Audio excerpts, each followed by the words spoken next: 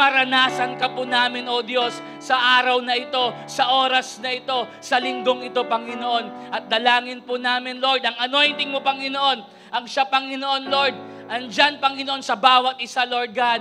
Panginoon, na amin pong maranasan ka, Panginoon, this morning, God.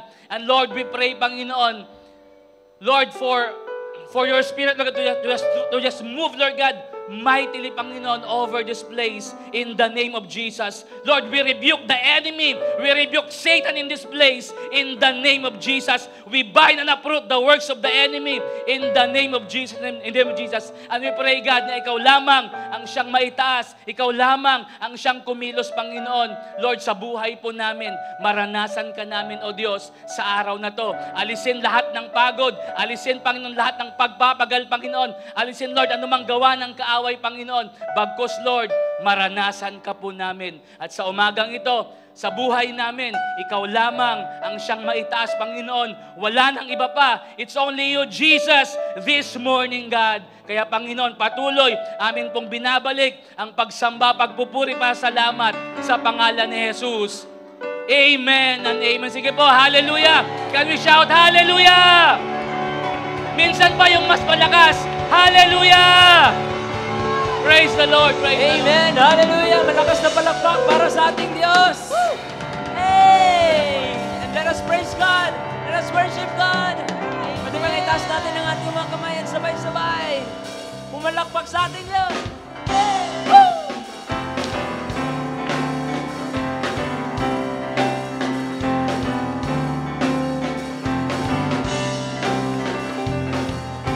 We will sing together with one voice. I belong to you, Jesus. Here we go. Hey. I belong to you. You belong to me, Lord. I'm surrounded everywhere that I go. I will walk with you. You will walk with me, Lord. I'm surrounded everywhere that I go. Hey, hey, hey, hey.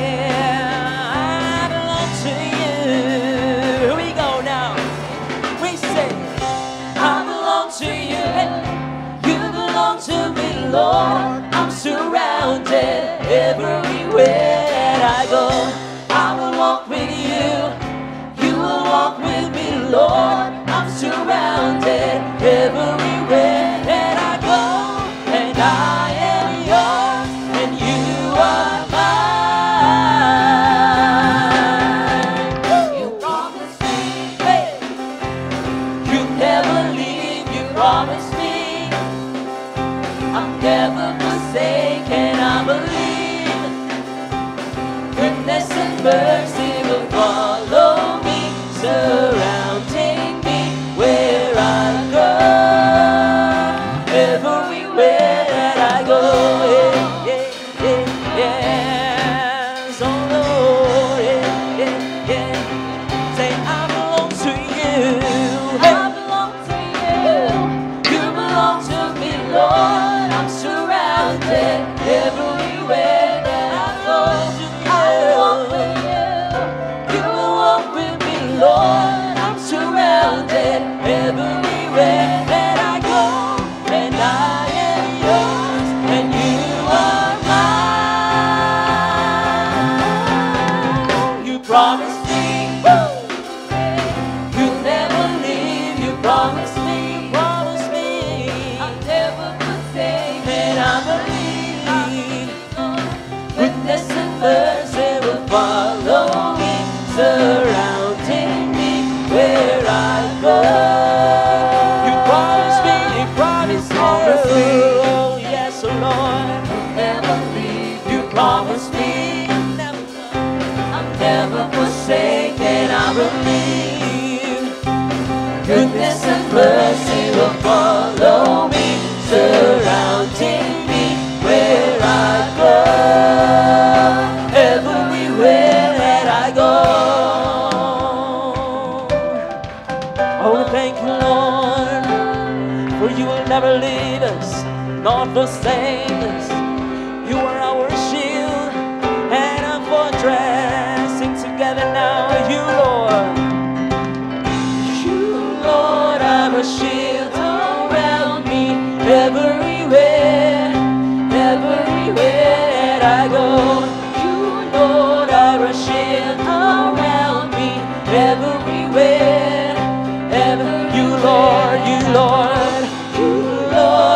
a shield around me everywhere, everywhere. Your grace and love surround me everywhere, everywhere that I go, and I am yours, and you are mine.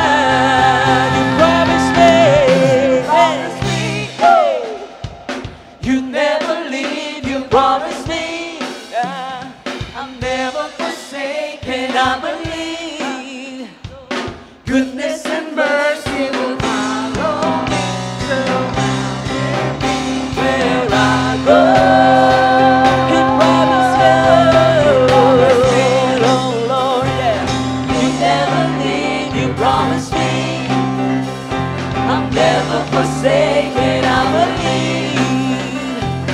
Goodness and mercy will follow me, surrounding me where I go. Where I go.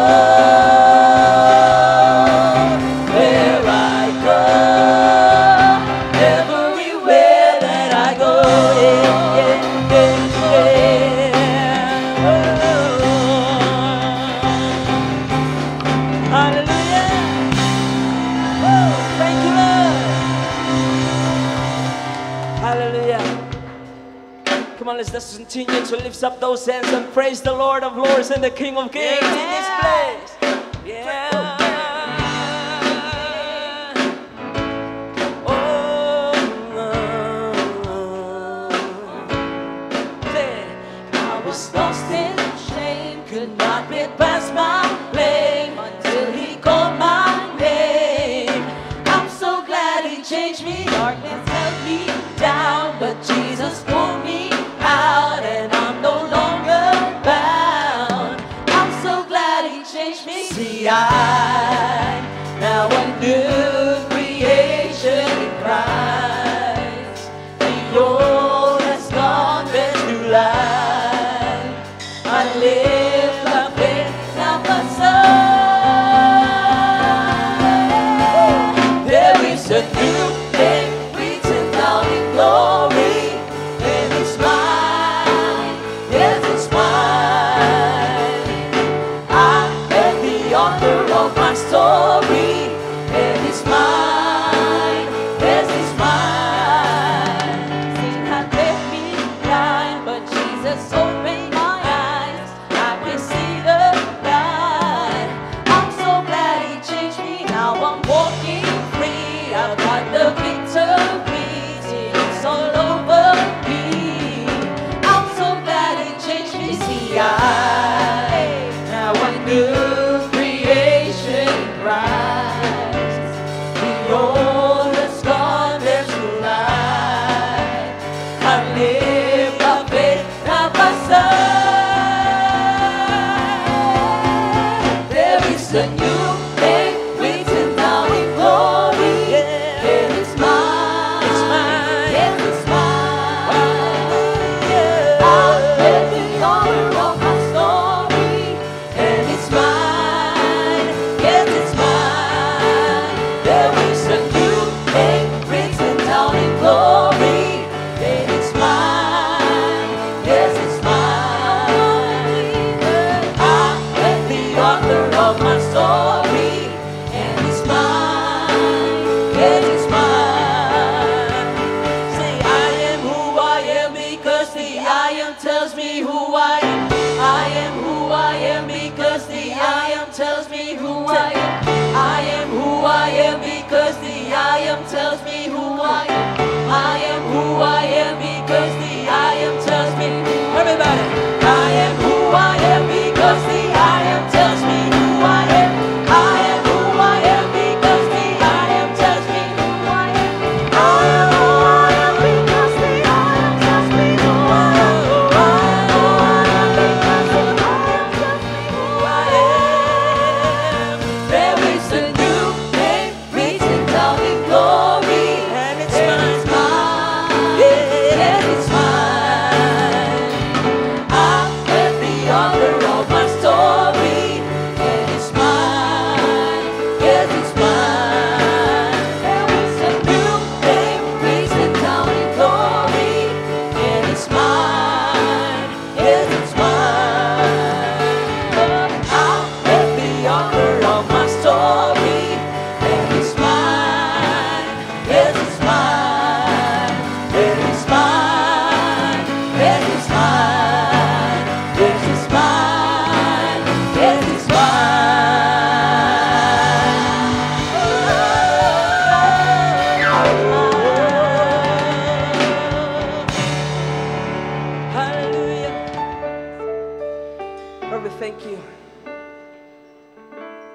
because you are mine and we are yours, Jesus.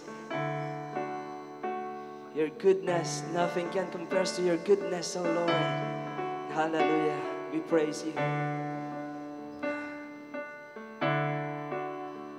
Oh, what I've heard, 1,000 stories of what they think you're like, but I've heard the tender whisper of love, the dead of night, and you tell me that you're pleased and that I'm never alone. He is good. You're a good, good Father. It's who you are. It's who you are. It's who you are. And I'm loved by you. It's who I am. It's who I am. It's who I am.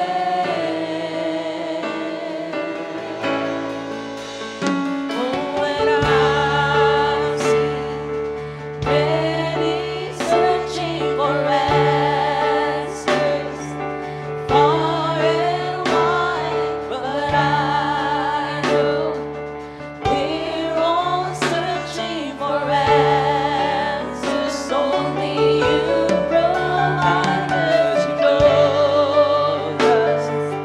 Lord, we need before we say a word. You're a good, good Father. It's who you are. It's who you are. It's who you are. And I'm loved by you. It's who I am. It's who I am. It's who I am. You are perfect in all of your ways.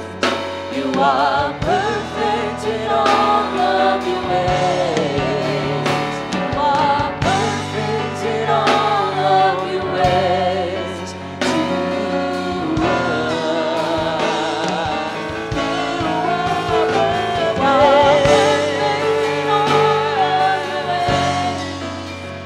you are perfect in all of your ways. You are perfect in all of your ways. To us, you're a good, good Father. It's who you are. It's who you are. It's who you are. And I'm loved by you. It's who I am. It's who I am. It's who I am. Go and sing to the Father. You're a good, good Father. It's who you are. It's who you are. It's who you are. And I'm loved by you. It's who I am. It's who I am. It's who I am. You are perfect in all of your ways. You are perfect in all of your ways. You are perfect in all of your ways. To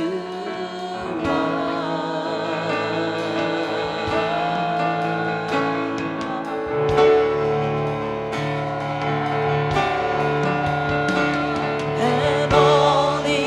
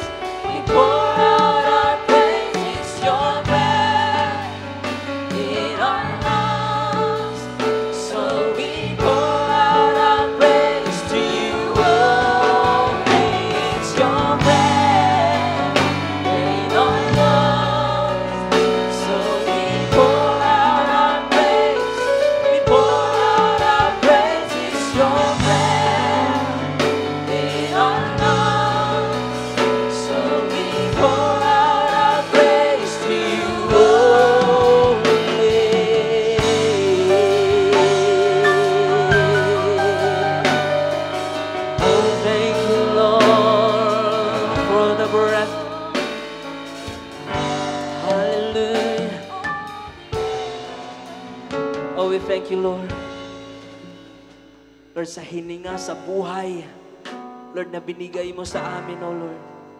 Lord, sa pagkakataon to experience your love, your grace that is sufficient, and your mercy that will endure forever, O Lord.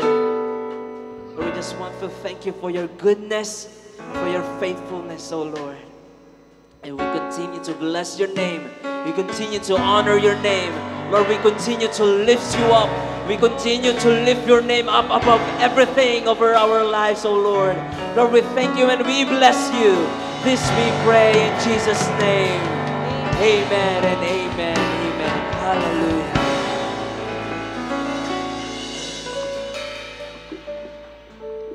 Amen, amen. Praise the Lord. Pwede bang palakpakan po natin ulit si Lord? Yes. Alright. At dahil itong linggo na po ito ay napaka-espesyal because for the group of people na sinaselebrate po natin sa linggong ito, walang iba kundi ang ating mga nanay. Okay, pwede bang tayo po ang mga nanay? Yan. Tayo po ang ating mga nanay. Pwede bang palakpakan po natin ang ating mga nanay? You know what? Itong palakpak na ito hindi pa sapat. Ano po? Para matumbasan yung kanilang sakripisyo para sa atin. Mga anak, pamilya. Okay? You may be seated po, mga nanay. Ayan. Sino po dito blessed na blessed sa umagang ito? Nag-enjoy po ba tayo sa ating pagpupuri sa ating Panginoon? Yes, kahit mainit po, dapat mas mainit po ang ating pag-ibig sa Panginoon. Amen? Yan, dapat nag-aalab po yung love natin, yung passion natin for the Lord. Today's Sunday is a very special Sunday, of course, for all of us dahil we are celebrating God's goodness sa buhay po natin. At isa sa kabutihan ng ating Panginoon ay yung mabigyan po tayo ng nanay. Tama po ba? Amen? So before we start or begin to study the Word of God, let us pray po. Let's pray. Hallelujah. Father, Lord, in the name of Jesus, we come before you and we thank you, God. We thank you, Lord, for making this day possible for all of us, oh God. We thank you, Lord, for your grace, for your love and mercy that is abounding in our lives, oh God. Thank you, Lord Jesus, for your life, that you gave your life, oh God. It's a ransom for many, oh God. And that is why, Lord, we are enjoying the blessings of salvation. At salamat din po, Panginoon, that you have gathered us, O Lord God, in your house to fellowship together, to worship you, and to meditate and to study your word. O God, Lord, hiniling po namin, Panginoon, na sa aming pag-aaral ng iyong salita, ito po, Lord God, ay maitanim sa aming mga puso, Lord, and this will bear fruits and fruits that remain, O God. Lord, we thank you. Bless each and every one of us, O Lord God, maging sa mga kapatid namin who are sa online, O God. Lord, we thank you. This we pray in Jesus' name. Amen. Amen. Again, napaka-espesyal po ng araw na ito at dahil espesyal ng araw na ito, ang mensahe na ibinigay sa atin ng Panginoon ay of course para po sa ating mga ina. Pero syempre, ang salita ng Lord is universal. It's for everyone. Para po sa ating lahat. Amen po? Ayan. Sino po dito may nanay? O, diba? Lahat naman tayo. So, lahat po tayo makaka-relate. Tama po ba? Okay. Alam niyo po, in the history, kung pag-aaralan po natin, even sa Bible po, sa Old Testament, makikita po natin kung paano nila tratuhin ang mga kababaihan. No? Napakababa po ang tingin po sa mga nanay, sa mga kababaihan. When you look at the Gospels, yung behavior ng mga tao towards women, no, parang katulad ng mga Samaritans. Ang mga Samaritans kasi mixed breed na yan. Parang nag-intermarry na sa mga ibang lahi na. So, dahil ganon, yung mga Jewish nagiging hostile sa kanila, yung sa mga Samaritans. And ganon din po ang trato sa mga babae, ganon po kababa. Pero alam niyo po, never and never at all na dinigrade ng Diyos ang mga kababaihan. Look at this po. Although sinasabi na the weaker vessel, di ba, sabi nila. Pero alam niyo po, even in the book of Genesis, nung nilikha ng Diyos ang tao, unang-una si Adan. Pero sabi ng Lord, hindi pwedeng walang partner ito, kaya nilikha niya ang babae. Di po ba? At binigyan pa niya ng instruction sila na mag-procreate, magpakarami, no? Dumami ang lahi. And when you look in the New Testament naman, di ba sabi ni Jesus, I have come not to abolish the law but to fulfill the law. Look at Jesus, how He liberated the women. Tingnan niyo po kung paano niya niliberate ang mga kababaihan. Na kung yung mga Jewish people ang baba ng tingin, pero si Lord, iba. Yung kanyang pagtuturo is out of this world teachings talaga. Yung tipong mapapakamot na lang yung mga tao, ano yung ginawa niya? Ano yung tinuturo niya? Look at this. Do you remember po yung woman at the well? Yung woman at the well, she was a Samaritan woman. And nung si Jesus ay nakaramdam ng pagkauhaw, siya po ay lumapit doon sa lugar na yon, doon sa balon na yon, at merong isang babae doon, at siya ay isang, And then, sabi niya, bakit niyo po ako kinakausap? Isa po akong Samaritana at isa po akong babae. At sabi niya, kung alam mo lang, hingi lang ako ng tubig, something like that. And I don't want to expand on that. Pero titingnan po natin dito, kaya yung mga disciples ni Jesus, nung nakita nila, nakausap ni Jesus yung babae, parang na-surprise sila. Ba't mo kausap yan? Diba kasi iba yung mentality, pero si Jesus hindi. Iba. Ipinakita niya na ang mga kababaihan, ang mga nanay ay hindi mga low-class people. In fact, during the time of Jesus' ministry, marami pong kababaihan na nag-serve, na ginamit ng Lord na maging vessel ng kanyang salita. Remember Mary, nung time na nag-resurrect si Jesus. Remember that? Sino yung unang nakausap or nasabihan ni Jesus to tell to your brothers? Tell the brothers. Hindi ba si Mary yun? Babae. Yung unang mensahera ng resurrection of Christ ay si Jesus. Hindi po ba? Binibigyan ng Panginoon ng importansya ang mga kababaihan. Ito pa yung on the road to Naim. I think na-preach na rin before ni Pastora Girlie. Hindi ba yung Jesus and his disciples, papasok sila doon sa Naim, and then merong palabas, yung parada na yon. Nakita ni Jesus yung pagtangis ng nanay, yung isang balo. And so, nahabag si Lord doon sa nanay, sa widow. And so, binuhay ng Lord yung kanyang anak. So you see that? Kung paano bigyan ng Panginoon ng kahalagahan or importansya ang mga kababaihan or ang mga nanay. Pero alam niyo po, sa panahon po natin, akala natin noon-noon lang, pero even in our time, napakababa po ang tingin ng mga tao sa mga kababaihan, sa mga nanay. Pero even sa government, nagtuturo na po dito ng gender equality, no? Yung pagkakapantay-pantay ng mga lalaki at babae. So, okay, ang ating pag-aaralan sa umagang ito po ay, anong title? Mother, God's Special Gift. Ayan. Do you feel special, mga nanay? Totoo. Okay, sabihin niyo mga po sa katabi niyo po, pag nanay po sila, you are special. You are God's special gift. Yes, totoo po yan. Basahin po natin ang ating scripture from Proverbs chapter 23, 22 to 25. Ayan. Sabi po dyan, basahin po natin all together. 1, 2, 3, go! Listen to your father who gave you life, and do not despise your mother when she is old. Buy truth and do not sell it.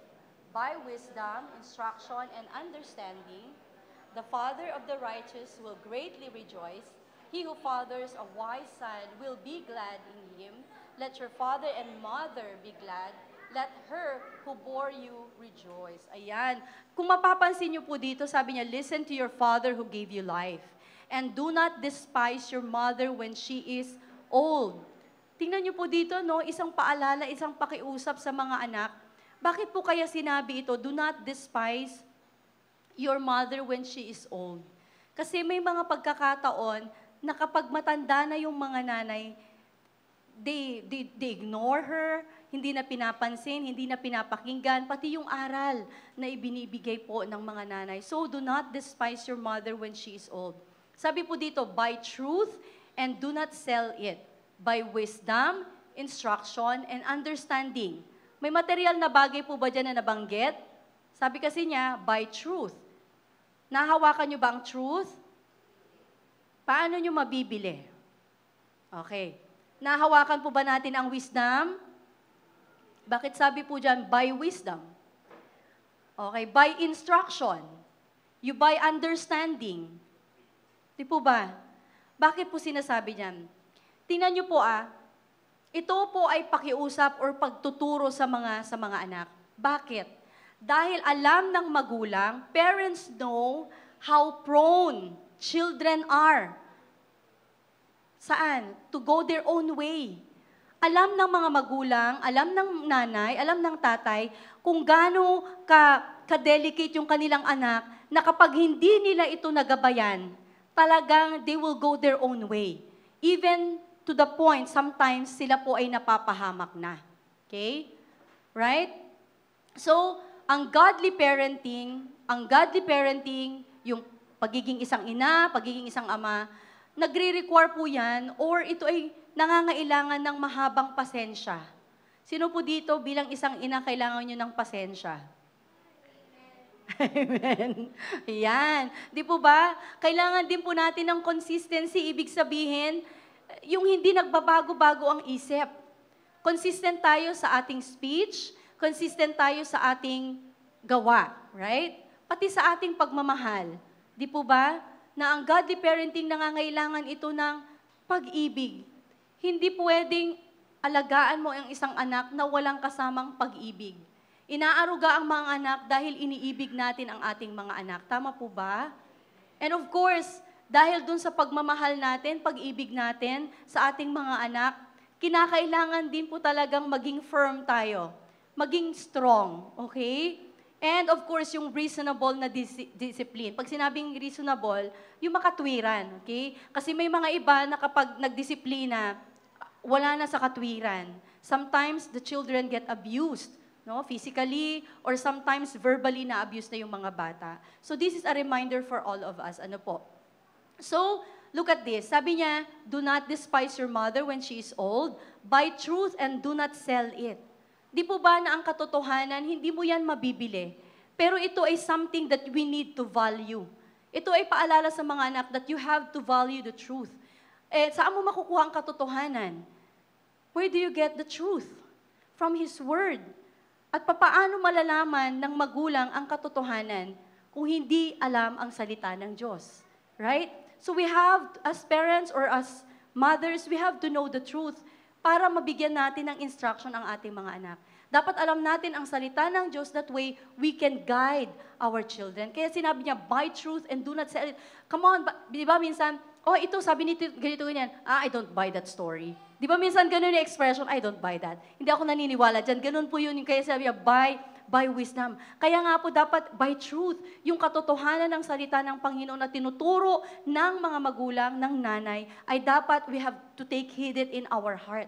Ilagay natin sa puso yan. Sabi niya, buy wisdom. You cannot buy wisdom, but we can get wisdom from God. Sabi niya, if anyone lacks wisdom, we can ask God and He is willing to give it generously without finding fault. Kapag hiningi natin ito sa Panginoon, kaya nga po merong magulang, merong nanay, merong tatay na ibinigay sa mga anak. That way, ang mga magulang, ang nanay ang magtuturo ng wisdom sa kanilang mga anak sa pamamagitan ng salita ng Panginoon. Right? So you buy wisdom. We value wisdom. Mas higit pa yan sa gold and sa silver. Right? Kasi ang gold, ang silver, nawawala yan, pero yung wisdom mananatilang nandyan. Right? Ano pang sabi dyan? Instruction. Of course, instruction from the Lord.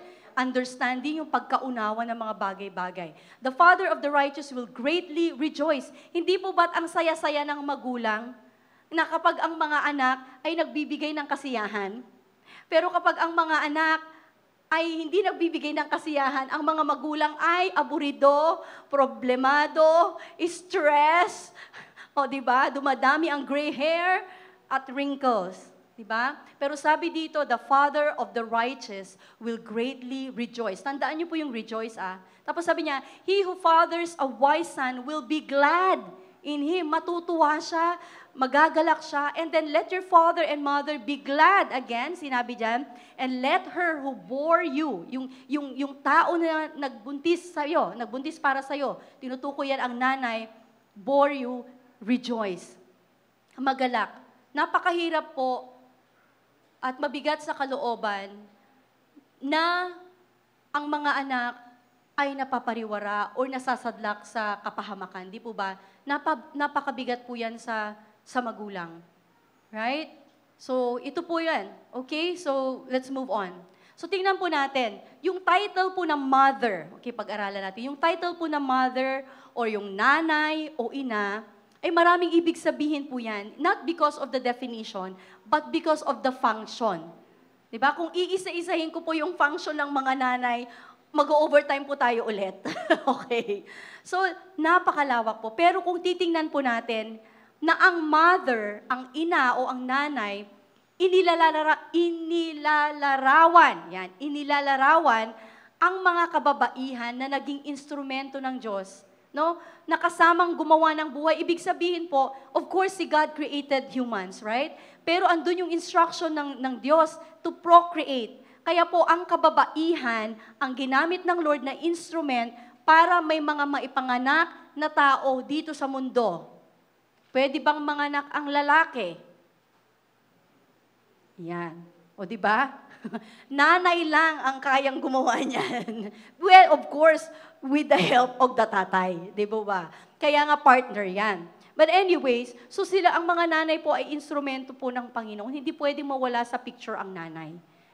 Napakahalaga. Kaya talagang it's a great or special gift from the Lord. Siyempre, kapag ipinanganak na, sasamahan niya ang kanyang anak sa kanyang paglaki. And of course, gagabayan yan, iingatan yan, lalo na ang kanilang puso. Because the mind, the heart is deceptive. No? Kapag hindi po natin nabantayan ang ating mga anak, for example, when they go to school, pag pumunta sila sa eskwelahan, or pag pumunta sila sa trabaho, mababantayan po ba natin ang ating mga anak? Of course not. So, hindi natin alam kung ano yung mga influence na kinakaharap po ng ating mga anak. Di po ba? Pero kapag sila po ay nagagabayan sa tahanan pa lang, kahit lalabas sila, andyan naaalala nila, natatandaan ang mga pagtuturo po sa kanila. Kaya napakahalaga po. So, look at this. The mother, ang isang ina, ang isang nanay, ito din po ay nagpapahiwatig ng pag-uugnay. Yung connection, parang bonding agent. Di ba kapag nawala ang nanay sa pamilya, parang yung mga anak watak-watak na.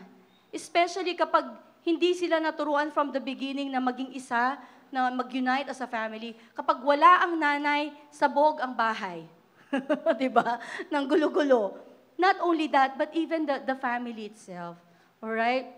So ang pagiging ina po sa isang tao o sa isang anak, ay hindi ito basta-basta napapalitan. Hindi napapalitan ang tungkulin ng isang ina. Right? Ito ay this is indispensable. May mga profession, may mga jobs na pwedeng mapalitan. Pero yung pagiging ina, hindi yan mapapalitan. Hindi yan mapapalitan. Tama po ba? Kaya lahat tayong mga nanay mahalaga. Okay? Mahalaga tayo. At nawa po yung mga asawa, mga anak, ay lagi po nating ipaalala sa mga magulang, sa ating mga nanay, na sila po ay mahalaga. Okay, so tingnan po natin.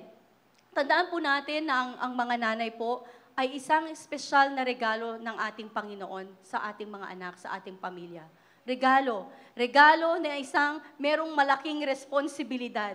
Alam niyo po ba, minsan pag may nakikwento na, 24 silang magkakapatid. Wow! Talagang na-overwhelm ako pag 24, 12, ganyan. Wow! Napapawaw talaga ako pag 8, pag 5, pag 4, na-overwhelm ako na a mother of 5, a mother of 8, talaga sobra.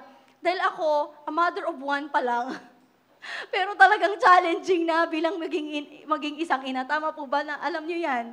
Di po ba ang hirap? At sa mga papunta pa lang doon, ay ito po ay a reminder for the younger generation, na talagang napaka-importante na bigyan natin ng, we highlight our mothers kasi grabe yung sakripisyo ng mga nanay. Kaya sabihin nga po natin sa ating katabi na nanay, mahalaga ka. Special ka. Yes. Di ba? Ang pagiging nanay po is a full-time job. That's a full-time job. Hindi ka pwedeng mag-part-time. Right? O, part-time muna ako, hindi muna ako magiging nanay ngayong araw. Bukas na ako magiging nanay, hindi ganon. O di kaya katulad ng sa trabaho, ay naku, magre-resign na ako, lilipat na ako ng company. Hindi mo pwedeng gawin yun na magre-resign na ako na nanay sa pamilyang ito, lilipat na ako. Hindi pwedeng ganon. It's a full-time job. It's our commitment to our children and our family. Nakukuha po ba natin ito? Kaya grabe, it's really overwhelming yung ating mga nanay. Tingnan niyo po since it's a full-time job, para magampanan nila ito, yung mothers, they lay down their bodies. Yung katawan, yung mismong katawan, ibinibigay talaga ng buong buhay nila. Tingnan niyo po, simula pa lang, kapag sila po ay nagbuntis, ang mga nanay ay nagbuntis, hindi ba, yung buhay niya mismo, parang nasa in danger. Because sabi po nila, yung mga naka-experience na kapag nanganak daw po, yung isang, parang it's a colloquial term, na kapag nanganak daw po yung isang paa ng nanay, parang nasa hukay na. Ibig sabihin, ganun ka-risky. Ano po? Pero alam nyo, talagang ang mga nanay, binibigay nila ang buhay nila para sa kanilang mga anak. No? Sa pagbubuntis pa lang, imagine mo, 9 months, 7 months, bubuhatin yan, dala-dala yan. Diba? Minsan nadideform na ang body. Dati sexy, ngayon, forget it. Diba? Dati, anong shape ng Coca-Cola? 8 ounce, 12 ounce. Tapos, anong sumunod? Inkan na. Ang saklap, ano po. Pero, sa mga nanay, we don't mind, basta okay ang aming mga anak. Right? Di po ba? Yan, may mga nanay, alam nyo ba, kapag yung pagbubuntis pala, yung nutrients ng nanay nakukuha na ng anak. Kaya pala may time na naglalagas ang hair, may time na yung calcium na dapat na nakukonsume ng nanay, napupunta doon sa anak. So imagine yun, nasa loob pa lang, nagsishare na sila ng anak niya, ng nutrients na dapat ini-enjoy lang ng nanay. Pero that is also an example of, caring, sharing, sacrifice, andun na lahat. Okay? Ano pa? May time na kapag breastfeeding ang nanay, hindi na makatulog. Matutulog lang 2 oras, gigising ulit, breastfeeding. And then tulog ulit. Experience ko yan kay Savina kasi yun ang advice ng doctor na breastfeeding. Sabi ko, every 2 hours gigising ako. Sabi ko, ano ba to? Kaya pag si Sevi, pag nag-breastfeed ako, gigising ako. And then titingnan ko yung asawa ko, ang sarap ng tulog nito Tapos gigising ulit ako, tulog ulit ako.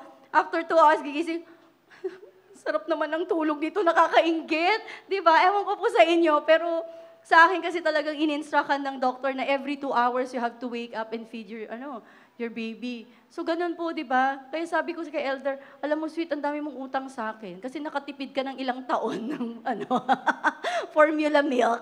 Hindi ka gumastos. But anyways, praise God. So you see that? Yung provision ng Lord, doon pa lang, na-provide na niya. Tingnan nyo ang mga nanay, kahit merong dinaramdam yan, merong something in their heart, iiyak na lang nila yan sa sulok. Or minsan sa gabi, umiiyak na lang yan. Minsan tatanungin ng asawa, ng problema mo? Wala. Pero umiiyak, hindi nila masabi. Yung kabigatan sa kalooban, minsan nagmumula sa mga anak. Kaya yun po. Ano pa, ang mga nanay nananalangin ng katutak na panalangin, katakot-takot na panalangin. I remember si nanay nung mga bata pa kami, dahil lumaki kami sa Lawag, kapag nagigising po ako ng madaling araw, consistent po yun, si nanay nakikita ko nananalangin po lagi. And nung time na yun, hindi pa po siya born again Christian. But may pananampalataya siya sa Panginoon. Grabe yung prayer ng nanay para sa amin, sa kanyang mga anak. Okay, so tingnan po natin kung ano yung tinuturo ng Biblia tungkol po sa pagiging ina. Okay? Scripture teaches mothers to point children toward Christ by what? Number 1, or letter A, praying for them. Praying for them. Importante po na ang mga nanay po, naituro ito ni Pastora Girlie kahapon, yung pagpananalangin ng mga nanay, it's very important. Crucial po sa mga nanay yan, sa simula pa lang, that we really have to pray for our children. Hindi lang po sa situation or sa current situation or sa kasalukuyan, kundi ang pananalangin po natin ay yung totality, yung sa lahat ng aspeto. Sabi po dito, 3 John 4, I have no greater joy than this, to hear my children walking in the truth. Diba? Ang sarap ng pakiramdam na yung ating mga anak ay lumalakad sila sa katotohanan. Mas mahalaga ito. More than the accomplishments, more than yung mga achievements na pwedeng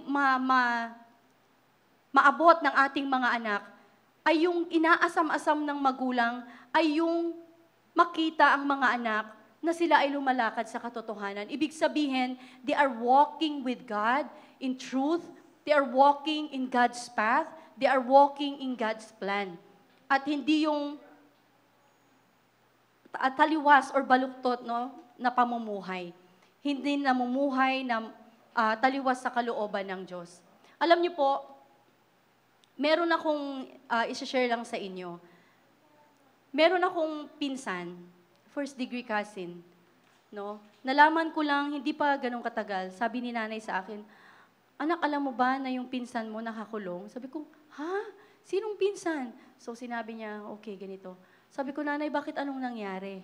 Anong nangyari? Kasi daw yung pinsan ko na ito ay na-involved sa drugs. User siya. Pero yung barkada niya, pusher. Ngayon, nung pinuntahan, may nagtiktik siguro, sinabi, yung kaibigan niya nakatira dun sa bahay ng pinsan ko. Kaya nung pinuntahan, ang target nila is yung kaibigan ng pinsan ko. Pero nung pumunta doon, nalaman nung kaibigan ng pinsan ko na may papunta na mga NBI or probably may mga police, something like that. Umalis siya kaagad. So ang nadatnan doon ay yung pinsan ko. And may mga naiwang mga paraphernalia, mga drugs and everything. So in short, siya yung natukhang, siya yung nakuha. No? So until now, nasa kulungan siya. And that's very, very sad. Nalulungkot ako sa tita ko kasi for how many years hindi siya makauwi-uwi ng Pilipinas? Siguro 20 years na. Kasi ang natatandaan ko, grade school pa lang ako nung alam kong nasa abroad siya. Hindi siya makauwi-uwi kasi sinusuportahan niya ang kanyang mga anak. Pinoprovide niya ang lahat. From the anak to manugang, sa mga apo. Lahat pinoprovide, pinapag-aral and everything. Sabi ko, tita, you have to think of yourself also. Sabi ko, isipin niyo rin yung sarili niyo. Sabi ko, umuwi na kayo, mag-ano kayo. Pag-uuwi ako dyan, walang mangyayari sa buhay namin. Pero alam niyo po, isa-isa, yung mga anak, ganito, ganito. Sabi ko, nakakalungkot lang. Diba? Samantala, ang sabi ng scripture, dapat pasayahin natin yung mga magulang. Pero kung ganito naman ang pinagdadaanan ng mga anak, magiging masaya ba ang magulang? Ang mga nanay? No. Napakabigat po na maranasan ng magulang yung ganito na nasadlak sa kapahamakan ang mga anak. Okay? Tingnan niyo po in 1 Samuel chapter 1 verse 27. Ano pong sabi diyan? I prayed for this child and the Lord granted me what I asked of him. So now I give him to the Lord. For his whole life, he will be given over to the Lord. And we know the story of Hannah, di po ba? Later, i-discuss ko din yan. Pero ito yung panalangin ni Hannah. Dahil si Hannah po ay isang baog. Okay? May asawa siya, pero hindi po siya magkaroon ng anak. And so, pumunta po siya sa templo. Siya ay nananalangin. At nakita siya ni Eli. At ang sabi niya, ikaw ba pumunta dito, lasing? Sabi niya ganun.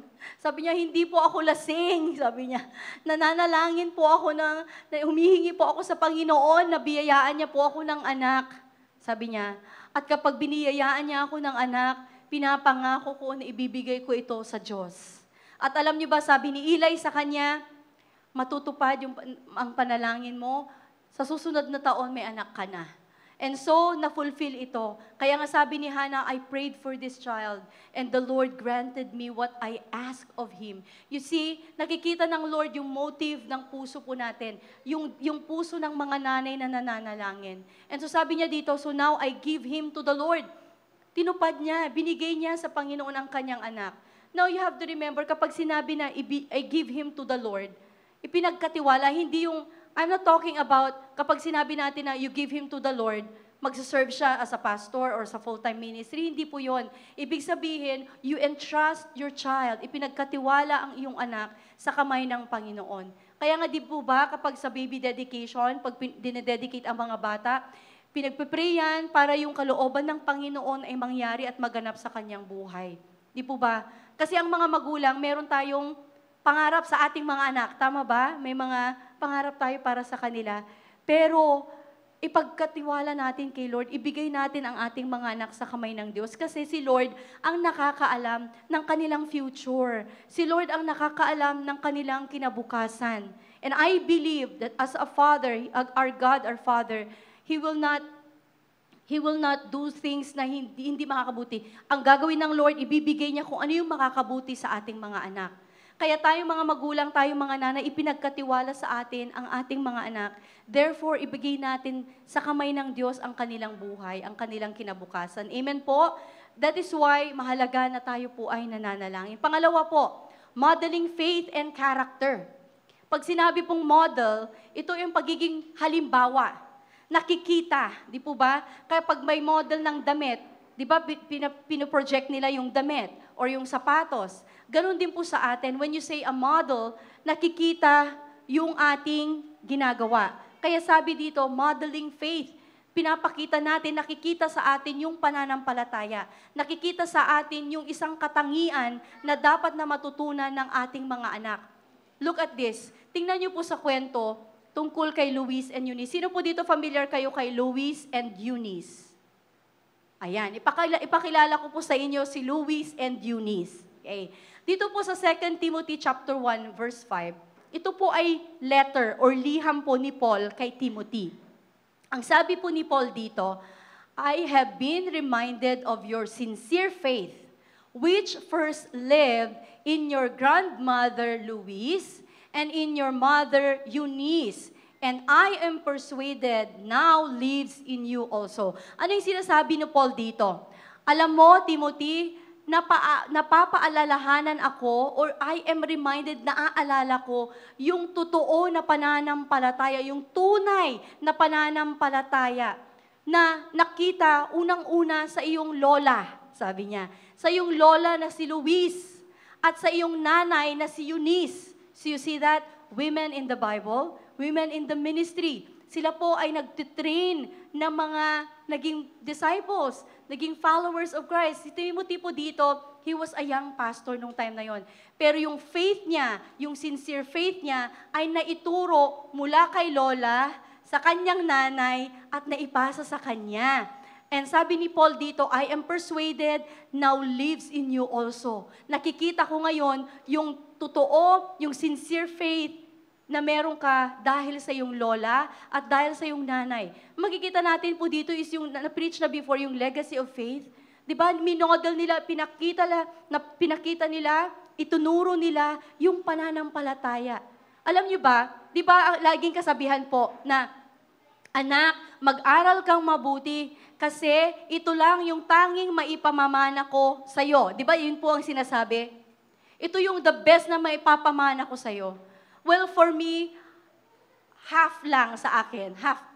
Kasi sa akin, from the scripture, the best inheritance that we can give to our children is our faith. The legacy of faith. Yung pananampalataya. Imagine nyo, nakapag-aral nga po, pero hindi naman naglilingkod sa Diyos. Namumuhay siya sa kamunduhan.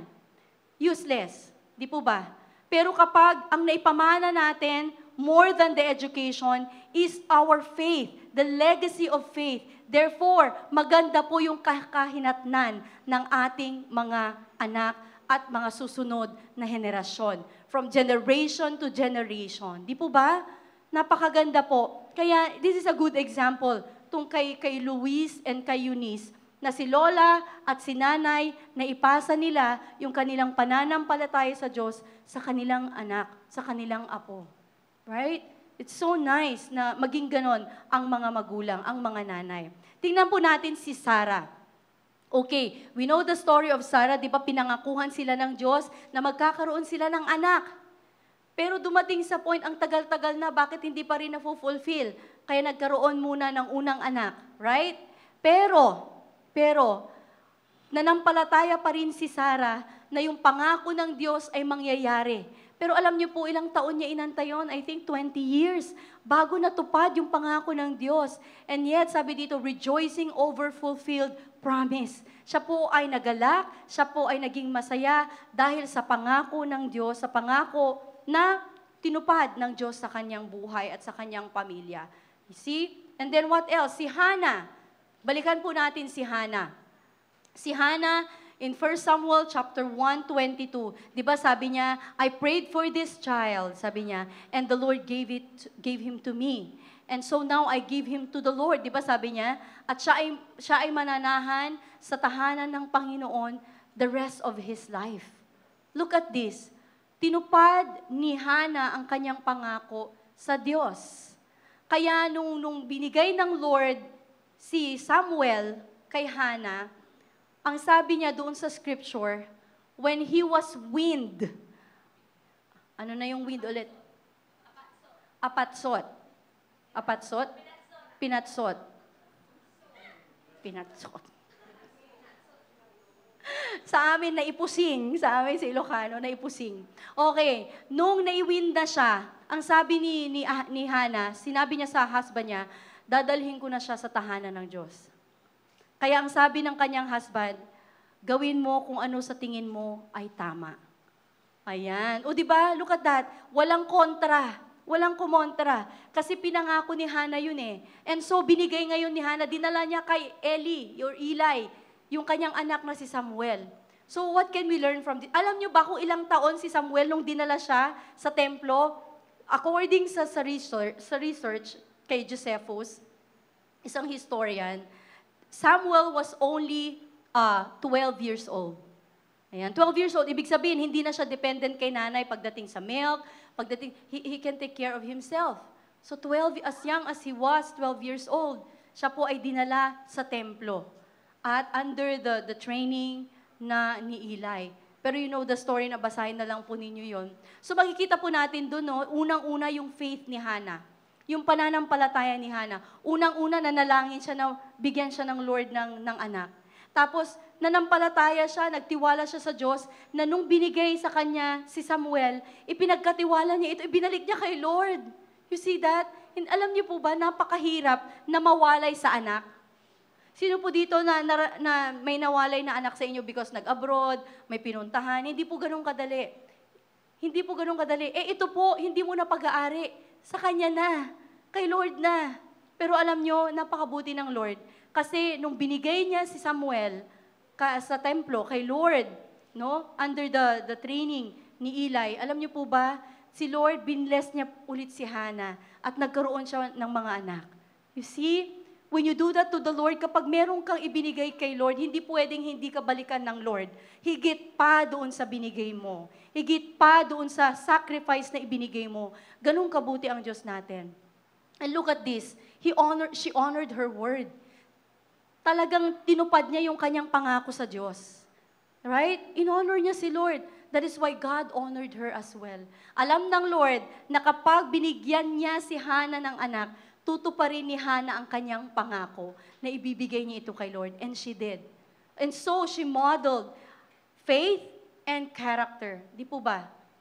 So, as young as he was, si Samuel, no, nakita ni Samuel yung pananampalataya ng kanyang nanay, at siya ay tinawag ng Lord, kaya po siya naging priest, naging prophet, at naging judge ng Israel. In fact, siya ay naging last na judge ng Israel. Pero dumating sa point na ang mga Israelites, naghanap sila ng hari. Ayaw na nila ng judge. Okay. And so, sabi ni Samuel sa kanila, okay, bago ako bababa, gusto kong tumayo sa inyong harapan, at gusto ko kayong tanungin, meron ba akong inabuso sa inyo? Meron ba akong kinuhanan ng hayop na alaga nyo? Meron ba akong ginawang mga bagay na hindi tama sa inyo? Ang sigaw ng mga tao, wala, nothing. Ibig sabihin, yung integridad ni Samuel, dala-dala niya. He was a man of integrity.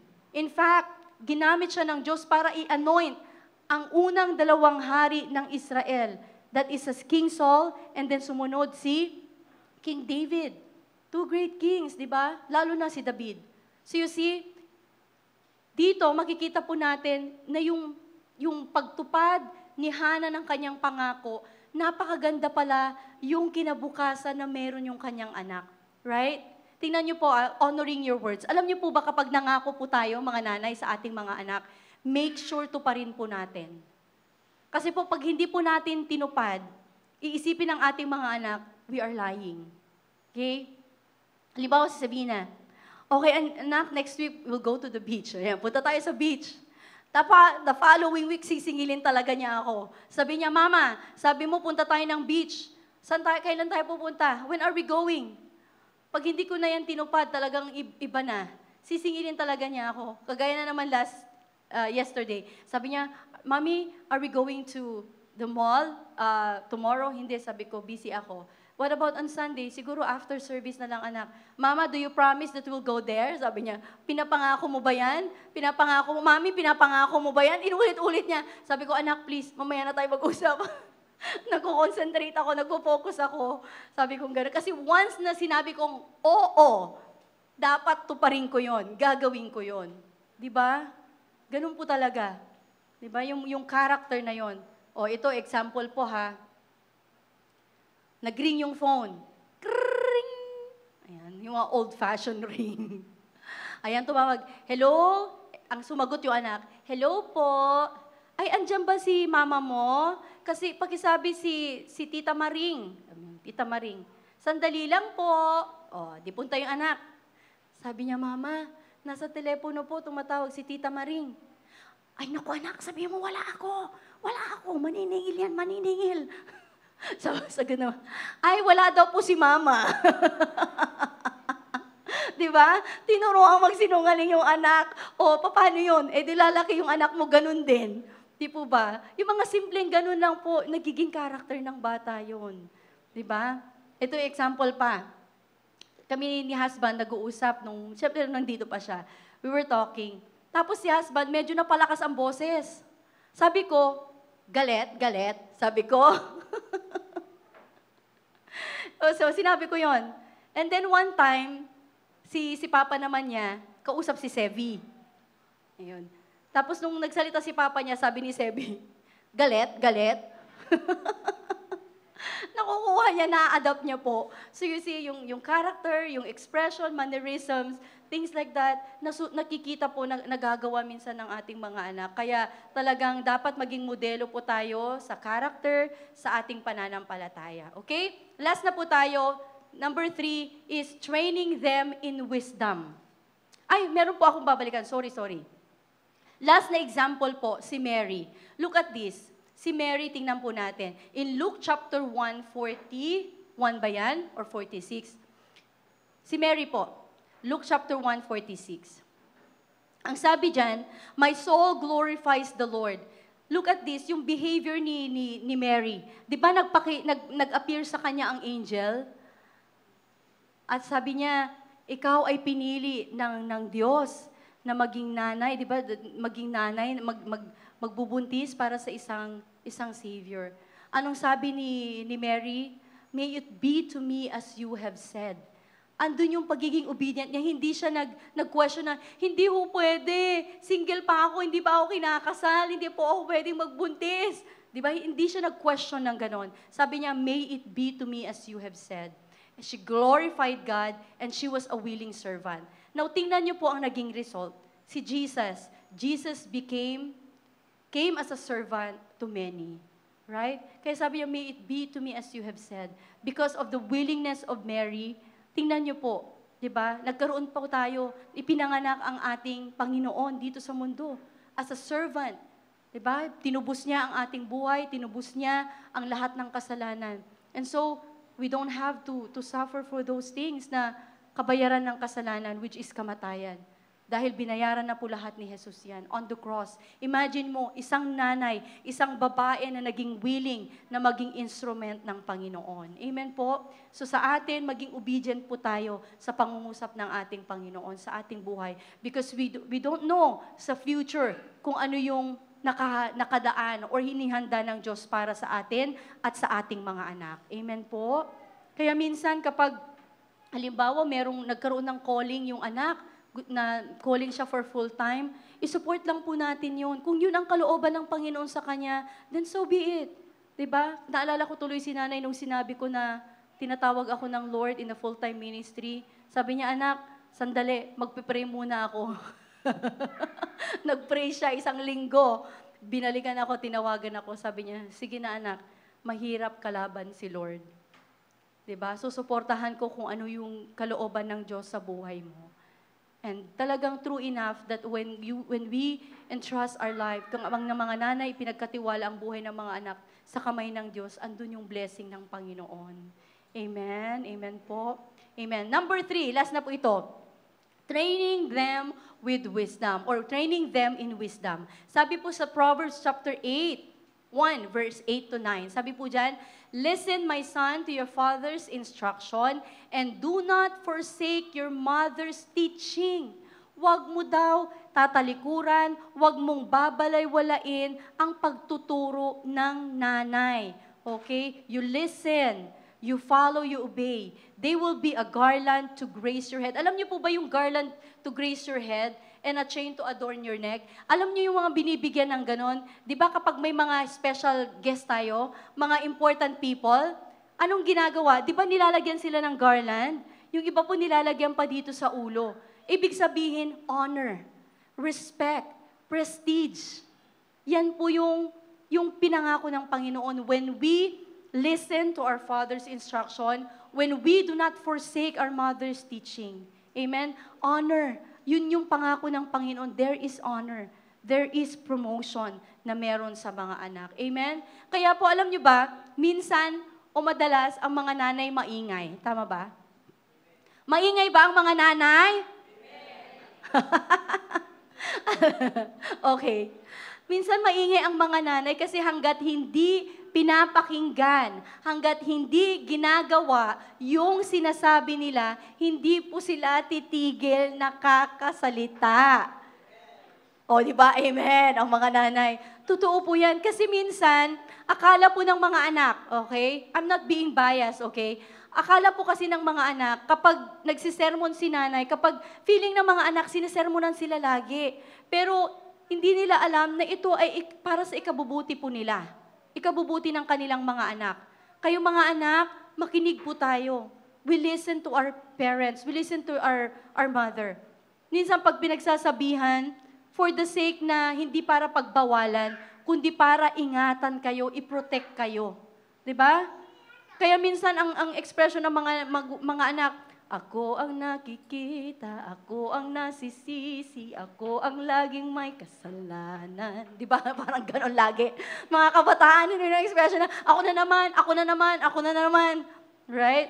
Pero hindi nila alam na merong dahilan kung bakit si nanay salita ng salita. Kasi, sabi nga ni Sister Elnora sa kanya kanina, ang kulit ng mga nanay, kasi gusto namin, marinig mo yan at maisabuhay mo. Di po ba? Parang si Sabina lang, sabi ko, kapag nagbihis ka, you put your clothes doon sa hamper. Alam niyo po, pag nagbihis yan, singa, pinag-anuhan ng may tray. Alam niyo may tray, yung parang pupulutin ko isa-isa.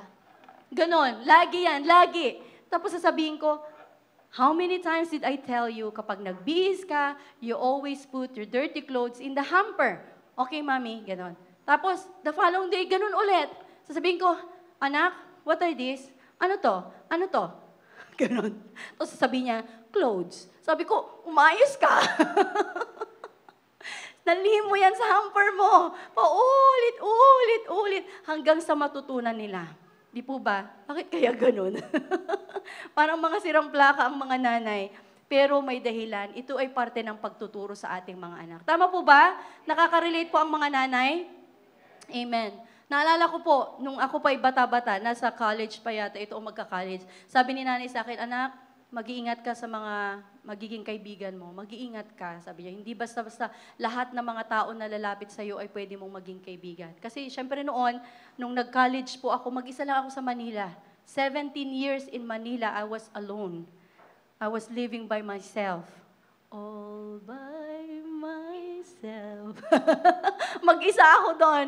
Pero grabe talaga. But anyways, pero kahit mag-isa po ako doon, hindi ko sinasabi na perfect akong anak. Pero lagi kong iniisip yung instruction ni nanay. Sabi niya, "Anak, ingatan mo, bantayan mo yung mga magiging kaibigan mo. Make sure piliin mo sila." And true enough, sinunod ko po yun. Hindi po ako nakipagbarkada sa mga mga pumupunta sa disco, umiinom, kung ano-ano mga ano nila. Hindi po. Alam mo yung mga naging kaibigan ko, masisipag mag-aral. Kaya kami po talagang tutulungan kami. Pag ano na namin, may exam kami, tulungan po kami sa pag-aaral. And they are blessed. Actually, yung mga naging barkada ko, na-sharean ko sila, nadala ko din sila sa church. Yes, nung nasa college po yun. Kaya praise God for that. Now, look at this. Meron po akong bad example. Naalala niyo po ba si Herodias? Herodias sa New Testament. Si Herodias po ay meron po siyang asawa. Pero yung asawa niya ay kapatid ng asawa niya. Nakuha niyo po? Ibig sabihin, dalawang magkapatid, naging asawa niya. Okay, kaya kinokorek siya ni John the Baptist. Kinokorek siya ni John the Baptist, mali yung ginagawa mo, sabi niya. Kaya nga, gusto nilang patayin si John the Baptist nung time na yon. Pero hindi nila magawa kasi yung mga tao ay naniniwala kay John the Baptist. Yung pinapahayag na yung salita ng Diyos. Ano po? Ngayon, naging birthday nung hari. Okay, yung asawa ni Herodias. So ngayon, no. Parang pinagsayaw yung anak, yung babaeng anak ni Herodias. Ngayon sabi niya, oh, sige, sumayaw ka. Tapos, nung natuwa yung hari, nagustuhan niya yung sayaw nung anak na babae, sabi niya, you can ask whatever you want and I will give it to you, sabi niya. So, syempre, in public na sinabi ng hari yon. Alam niyo ba, sabi dun sa scripture in Matthew 14:8, sabi niya, prompted by her mother. Pag sinabi mong prompted, ibig sabihin tinuruan. Tinuruan ng kanyang nanay. Ang sabi ng bata, ay sabi ng nanay, sabihin mo yung ulo ni John the Baptist on a platter. O di syempre, nung sinabi na, anong gusto mo? So sabi naman nung anak ni Herodias, the head of John the Baptist on a platter. Ibig sabihin, ang ulo ni John the Baptist sa plato. Anong ibig sabihin nun? Pupugutan ng ulo. So, hindi po pwedeng bawiin ng hari yung kanyang sinabing, ibibigay ko ang lahat ng hilingin mo. And true enough, ang ginawa nga po, John the Baptist was beheaded just because of the mother. Si Herodias, na tinuruan niya yung kanyang anak kung ano yung hihilingin niya. So you see, look at that. A negative example na anything na ituro mo sa anak mo, darating ang panahon, makukuha nila yon. Di po ba? Kaya, mag-iingat po tayo, maging mabuting halimbawa tayo. We train our children with wisdom. Okay? Proverbs 22:6, train a child in the way he should go, and then when he is old, he will not turn from it. Turuan, hulmahin, ang bata doon sa tamang daan na kailangan niyang daanan o puntahan. Dahil sa kanyang paglaki, when he grows up, hindi niya yon makakalimutan. He will not turn from it. Kasi yun ang laging tinuturo sa kanya. Di ba meron sa scripture na ituro mo ang salita ko sa hapagkainan kapag kayo ay naglalakad. Di ba merong ganon? Itinuturo ang mga bagay na yon. And very important po na ito ay constantly na naituturo sa ating mga anak. Alright? Si Sevina may purpose kung bakit minsan sinasama ko siya kapag nagde-drive. Sabihin ko, anak, ito na yung papuntang bahay, ito na yung papuntang ganyan. Yan. So, alam niya yung mga way. Sasabihin niya, malapit na tayo, ganon. Sa buhay po natin, ganon din. Kailangan din natin ang gabay ng mga nanay. Kailangan natin ang gabay ng magulang. Para po, when we grow up or mag-mature na, andun hindi na makakalimutan yung pagtuturo na yon. So, napaka-importante po that our parents or ang mga nanay are full of wisdom. Amen po? Hindi yung pag sinabi, ang KJ naman ni nanay, di ba? Hindi mo kami maintindihan kasi, di ba, hindi mo ako naintindihan kasi iba yung generation nyo. Di ba? Hindi totoo yun. Ang mga nanay, naiintindihan nila ang mga anak. You know why? Kasi ang mga magulang, ang mga nanay, naging anak din yan. Naging bata, naging kabataan, so nauunawaan mo. Ang mga kabataan, hindi nila nauunawaan ang mga magulang. Alam niyo kung bakit? Bakit po? Kasi hindi pa nila nasubukang maging magulang. Kaya nga po, sabi ko nga, pag may mga kinakaunselan, malalaman mo yan when you become a parent. Malalaman mo yan, makuha mo yan kapag naging nanay ka na, naging tatay ka na, maiintindihan mo. Right? So we have to value those teachings of wisdom, yung mga nuggets of wisdom na binibigay ng ating mga magulang. Okay, malapit na tayo. So this is a challenge. Taas ng kamay ang mga anak. Mga kabataan. Yay! Praise God sa mga kabataan natin. Okay, young people. This is a challenge for all of you. Sabi diyan, children, do not despise your mother when she is old. Huwag nyo nang antayin na tumanda, saka nyo i-express na love nyo sila. Pero kahit sa ganito pa lang, even in their younger years, no, ipakita na natin yung pagpapahalaga natin sa ating mga nanay. Tama? Yung pagtuturo nila, huwag natin balewalain. Mga young people, amen ba? Amen. Huwag niyong sabihin na hindi kayo naiintindihan ng mga nanay natin. Okay? Pangalawa, let us not give them heartaches. Huwag natin silang bigyan ng sama ng loob. Di ba kanina, sinabi ko doon, they are happy, they are glad, di ba? They're something like that. Dapat masaya lagi ang ating mga magulang, ang ating mga nanay. Alright? Pangatlo, ipadama natin lagi sa kanila na they are loved. Okay? Yung pag-express natin ng love, hindi lang yan sa words. Di ba, sino dito you know the 5 languages of love? Right? Di ba? Yung 5 languages of love, yung words of affirmation, yung pagbibigay ng time, yung service, yung pagbibigay ng service, ibig sabihin, tumutulong ka, ano pa ba? Gifts, ayan, pagbibigay ng regalo, ano pa, 5 yun? Yes, physical touch, yung pag-hug. Alam niyo ba, pag hinahag tayo ng mga anak, sino dito hinahag niyo ang mga nanay niyo? Sino dito hinahag niyo ang mga nanay niyo? Hala, kayo ha? You always give a hug. Yakapin niyo ang mga nanay. You know what? Samantalahin niyo habang maaga pa. Because you'll never know. Hindi natin alam ang buhay, di po ba? May mga bata, you know, pag wala, alam ko na i-preach ni Pastora Girl ito before, na umiiyak yung anak, kasi namatay yung nanay. Ma, ba't mo ako iniwan? Ma, bakit hindi mo ako inantay? Diba? Aantayin ka ng nanay mo. Dapat ikaw mismo ang pumunta, bisitahin ang nanay. Diba? Oh, yung mga flowers na dinadala, hindi na maaamoy yun. Hindi na maa-appreciate. Ngayon, appreciate na natin sila. Ibigay natin kung ano yung makakasaya sa ating mga nanay. Amen po? You cherish every moment. May quality time ka sa barkada. May quality time ka sa girlfriend, sa boyfriend. Pero kay nanay, hindi mo pinapansin. Pagdating ng bahay, Ma, anong ulam? Ganun kaagad, walang kiss, walang hug. Right? Oh, nako. Kaya importante po yan. Cherish every moment with your mother. Tapos, kung meron pong sama ng loob sa mga nanay, yung mga anak, magandang mapag-usapan. You release forgiveness. Hindi para sa nanay mo, kundi ikaw mismo. Mag-release ka ng forgiveness para sa sarili mo, mga anak. Okay? Okay, sa mga nanay naman, taas ng kamay ang mga nanay. Yay, mga naggagandahang nanay. Okay.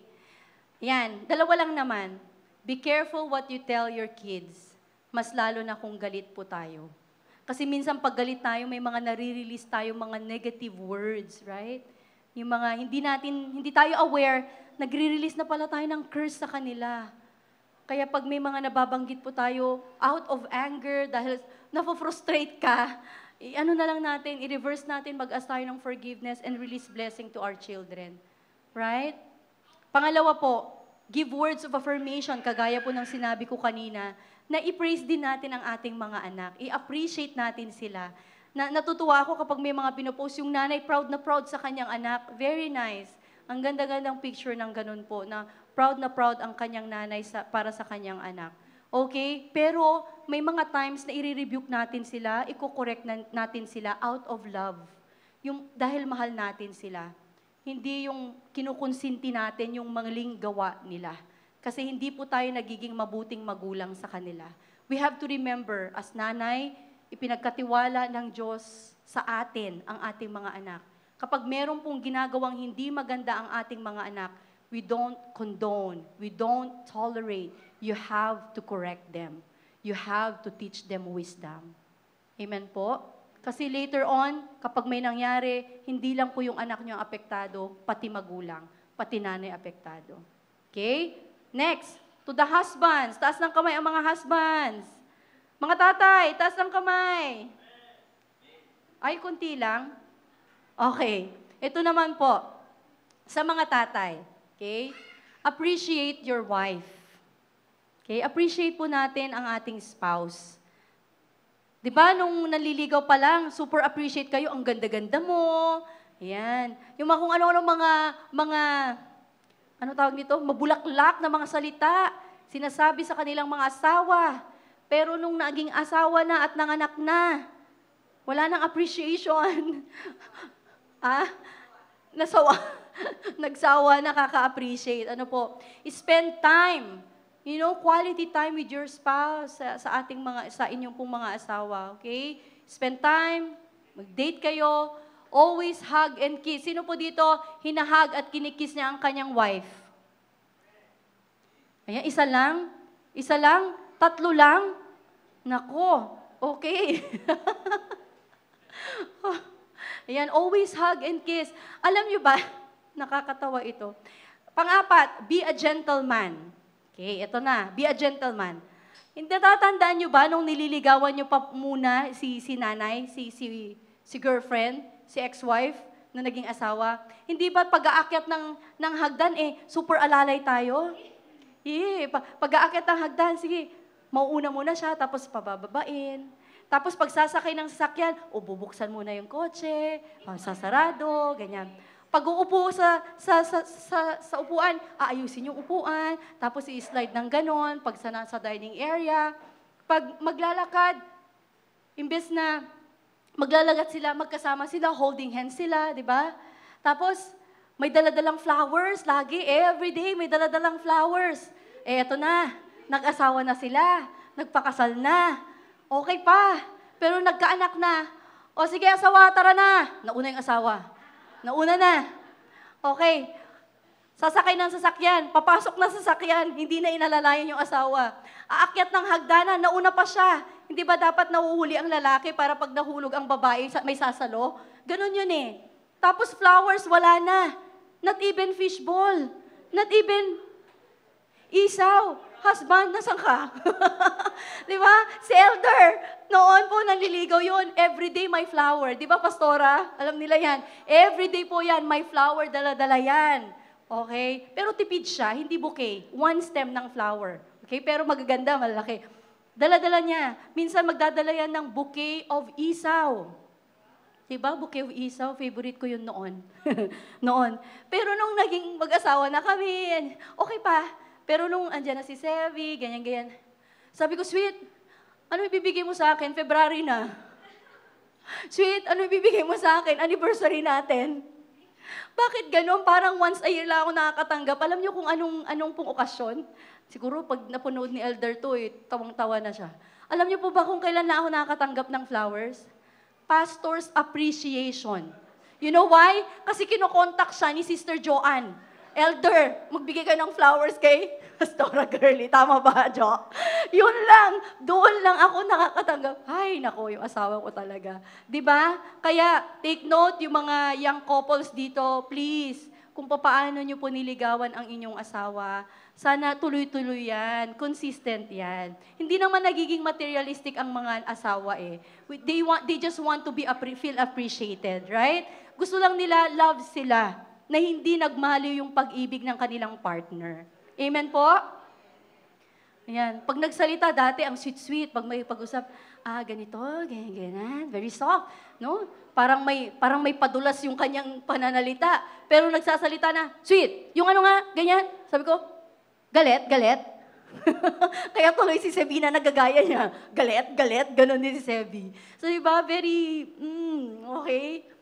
Ito pa, nagre-react yung dalawang bagong mag-asawa dito. Okay. Watch your words. We have to be very careful sa ating pananalita. Mga tatay, sa mga nanay. Okay? Kasi minsan may mga words tayo, hindi tayo aware, nasasaktan pala natin ang damdamin ng mga nanay, yung mga asawa. Hindi natin napapansin. So, we have to watch our words. Okay? Ano pa? Be faithful. Sabi nga maging tapat ka sa asawa mo mula nung pagka-bata. Yung pagiging young. Be faithful sa wife mo in your youth, sabing ganon. Because why? Because infidelity is the worst thing that you could do to your wife. Infidelity means yung naghahanap ng iba. Yung tumitingin sa iba. This is the worst thing na pwede mong gawin sa asawa mo. More than dun sa physically nasaktan, more than that is yung hurt to her soul. So sana po maging faithful. Dati sexy siya, maganda, maputi, pero nag-iba na-transform na. Nag-transform na yung mga katawan namin, di ba, Pastora?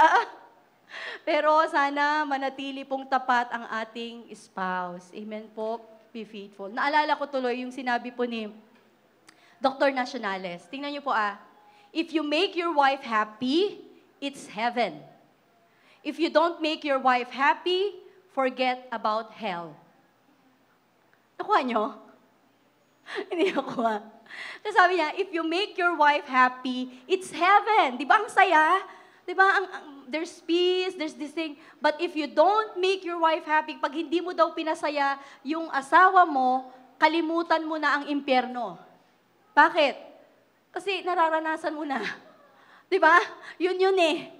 Kaya po, maganda that make your wife happy. Happy wife, happy life. Amen po. So, yeah, I just want to remind everyone, lahat po, sa lahat ng members ng family, you always communicate. Kasi may mga bagay minsan nag-aaway-away na because there's no communication. Right? Mothers are flawed. Tingnan natin yung conclusion, Shay. Sabi po dyan, mothers are flawed. Alam niyo yung flawed or yung flaw? Yung may imperfect. May mga imperfections. May mga kapintasan, sabi doon. Kaya sabi doon, mothers are flawed and so are the fathers and children. Kaya po, mga kapatid, mga anak, wag po tayong maghanap ng perfect na nanay. Wag tayong maghanap, mga asawa, wag tayong maghanap ng perfect na wife. Because all of us, mothers are flawed and so are the fathers and children. But with all these flaws and imperfections, God brought them into a family. Right? And in that family, there is a mother. Right?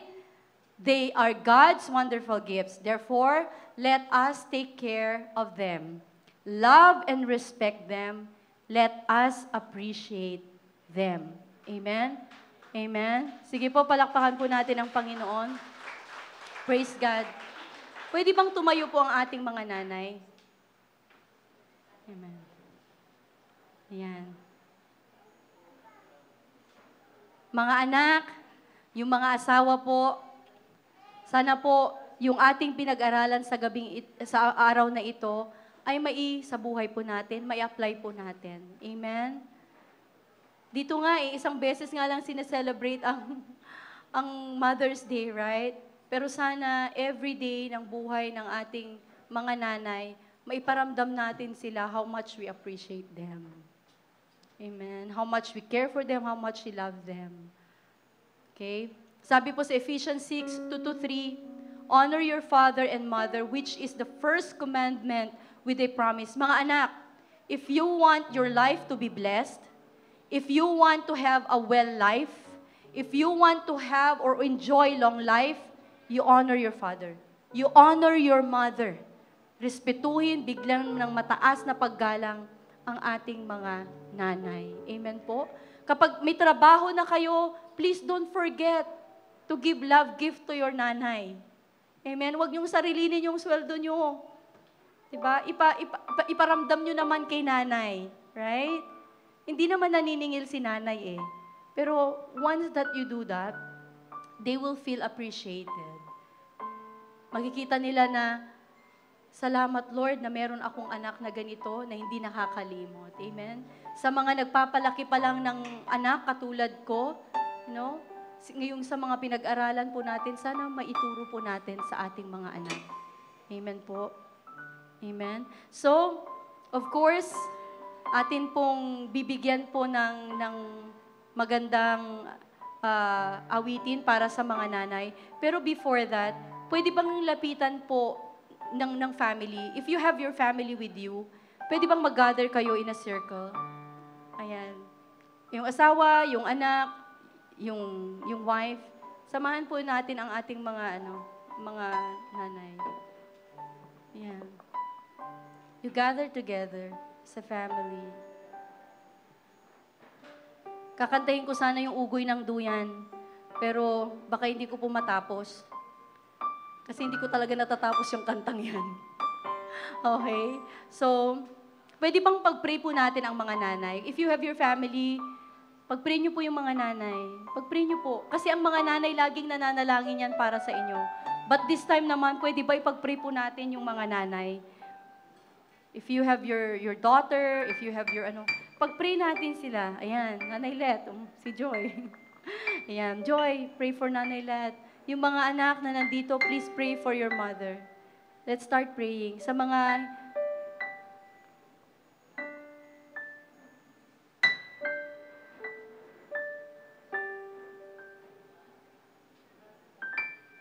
kung may mga bagay kayo na gustong i-ask ng sorry kay mama nyo because, Nay, sorry, Ma, sorry kasi may mga shortcomings ako, just express your heart.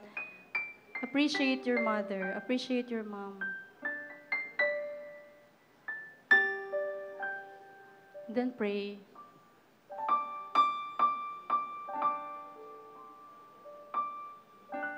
Hallelujah, O God. Lord, thank you. Thank you sa buhay po ng mga nanay. Thank you po, Lord God, na binigyan mo po, Lord God. Binigyan mo kami ng mga nanay, O God, na mapagmahal. Mga nanay, O Lord God, na masakripisyo, Lord God. Lord, I pray na pagkalooban niyo po sila ng maayos na kalusugan, strength in their bodies.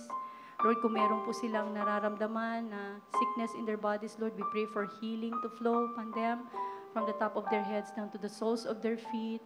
I pray, Lord, na mas lalo niyo pong patatagin, Lord God, ang aming mga nanay na sa kabila, Lord God, ng mga challenges sa mga anak, sa pamilya, Panginoon, Lord, tulungan niyo pong maging matatag ang mga nanay, O Lord. Patulungan niyo po na maging malakas ang mga nanay, Panginoon. At Lord, I pray na kayo po ang siyang magpala sa kanilang buhay, O God, at maging ang kanilang pamilya. Lord, kung meron man mga unsettled issues, O Lord God, unresolved issues in the family, Lord, I pray na magkaroon po ng forgiveness. Mag-release po ng forgiveness ang bawat isa. Lord, I pray, O God, na kung may mga bagay o may mga salita na nabitiwan sa mga nanay, Panginoon, Lord, ngayon pa lang hinihiling po namin, O God, na andyan yung humility ng pamilya, ng mga anak, O God, na mag-ask ng humingi ng tawad, O God, at i-bless ang kanilang mga nanay. Lord, we bless our mothers, O God. Bless, O Lord God, our mothers, Lord. Salamat, Panginoon. And Lord, we thank you. Thank you dahil tanda ng pagmamahal mo sa amin, Lord, ay binigyan mo po kami ng nanay, O God. Nanay na mapagmahal. Nanay, Lord God, as an extension of your hands, O God. Thank you, Father. Thank you so much, O Lord God. In Jesus' name, amen. Amen. At manatili pong nakatayo habang inaawit po ng team tong song na ito, the song Thank You. Di ba? Minsan hindi po ito natin naririnig sa ating mga anak, hindi natin ito naririnig sa ating mga asawa. Pero again, mga nanay, thank you.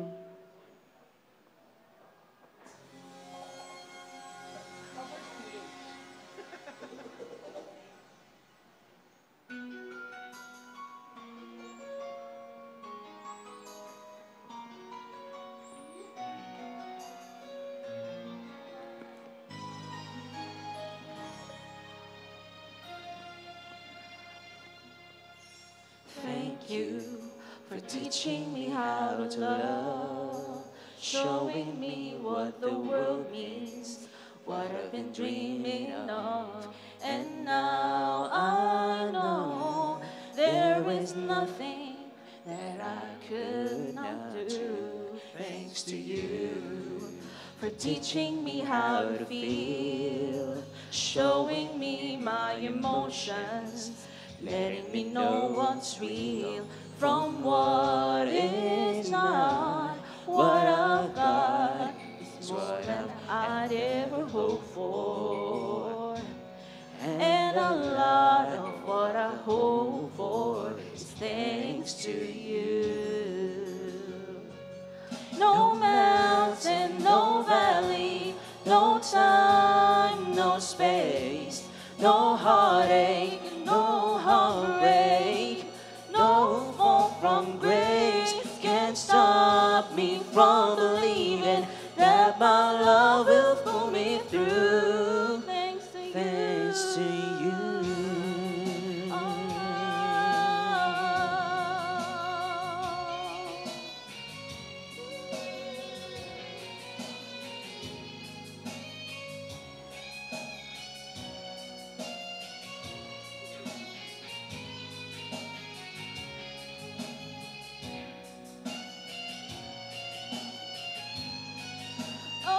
There's no mountain, no valley, no time, no space, no heartache, no heartbreak, no fall from grace can stop me from believing that my love will see me through. Thanks to you, thanks to you for teaching me how to live, putting things in perspective, showing me how to give and how to take. No mistakes, we were put here together. And if I break down, forgive me, but it's true that I'm making with the love I feel inside.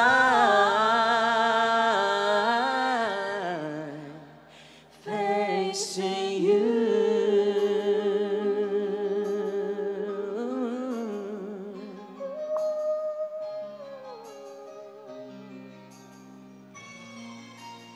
Thanks to you.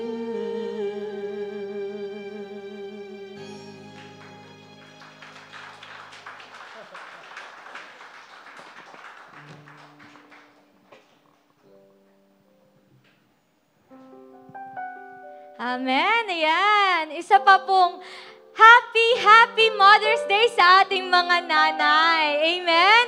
Ayan po, maaari na po tayong maupo. Muli, maraming salamat po sa ating mga ina. Ayan, na sobra kung magmahal sa ating mga anak. Sa aming mga anak, ayan, kami yon. Ayan. Kanina, nabanggit po ni Pastora Kelly nung first service kung merong gusto mag-testify na nanay. Ayan.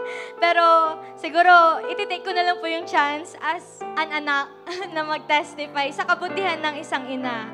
Ayan. Kanina, nabanggit din po na kapag ka nanganganak o nagbubuntis ang isang nanay, ay parang nakahukay ang isang paa. Ayan. Ito po ay naranasan ng aking ina. Premature baby po ako at may pre-eclampsia ang nanay ko habang ako ay pinapanganak niya. So, sa mga nanay, napipicture nyo na po yung sitwasyon ng nanay ko no, habang pinapanganak niya ako. At literal po na nag-50-50 po ang nanay ko. Pinapili na po ang tatay ko kung sino sa aming dalawa ang isasalba. Kasi talagang they really see no chance of saving both of us. Pero praise God sa wisdom at sa pagmamahal ng tatay ko sa amin ng nanay ko because sabi niya, hanggat maaari po silang dalawa. And praise God, buhay na buhay po kami ng nanay ko ngayon. Still alive and kicking. Praise the Lord. Ayan po. Yun po ang unang beses na napunta sa bingit ng kamatayan ang nanay ko. Pangalawa ay nang operahan sila sa utak dahil may nakitang tumor sa ulo nila. It was May or April po noon, kainitan, nagsuka ang nanay ko at magtataka ka talaga, bakit isang tao na wala namang nararamdaman, biglang nagsuka. Ayan, so nagpa-CT scan, may nakita pong tumor sa utak ng nanay ko. And praise God dahil ito po ay benign. So benign pero kailangan pa rin operahan. Inoperahan ang nanay ko and praise God, ito po ay isang successful na operasyon. I know my mama has so much more battles won that we don't know about. Dahil ganun nga naman ang isang nanay, di ba? Kakayanin niyo ang lahat. Kahit na hindi makita ng anak o ng asawa nyo na umiiyak kayo, nasasaktan kayo, kakayanin nyo pa rin at haharapin kami ng nakangiti. Tama po? Ayan. Kaya, ayun, I strongly believe that she was able to win all of this because of the grace of God and because she had the best support system, and that is my father. Kaya sa mga ama, sa mga asawa, ayan, maraming salamat po for staying by your wife's side in times of trouble, in times of hardship. Dahil hindi rin po nila, alam naman natin na ang mga babae ay mahina. Mahina ang kalooban. Pero lumalakas ang kalooban ng mga nanay natin dahil sa mga tatay din natin na nandyan, na nakasuporta. Mas nagiging matibay ang pundasyon ng character and faith ng isang bata if this is seen sa kanilang parents. Kagaya ng sinabi ni Pastor Raquel kanina, na nakikita niya ang kanyang ina na nananalangin. Ayan. Kaya, I am very grateful that for how many times did the prayer of my mother had saved me. If the prayer of my mother didn't save me, siguro wala rin po ako ngayon na nagtetestify sa harapan ninyo. Kaya, thank God for how much I have seen the love of my father to my mother, and I was inspired to find a good man like him. Then I was blessed with Pastor Stephen and House of Prayer. Kaya sa ating mga magulang, especially sa ating mga ina, nagluwal sa atin, sa mga titang ina na kagaya ko, sa mga career mama, sa mga almost mama, sa mga homemaker or house mama, maraming salamat po sa inyong selfless love and sacrifice.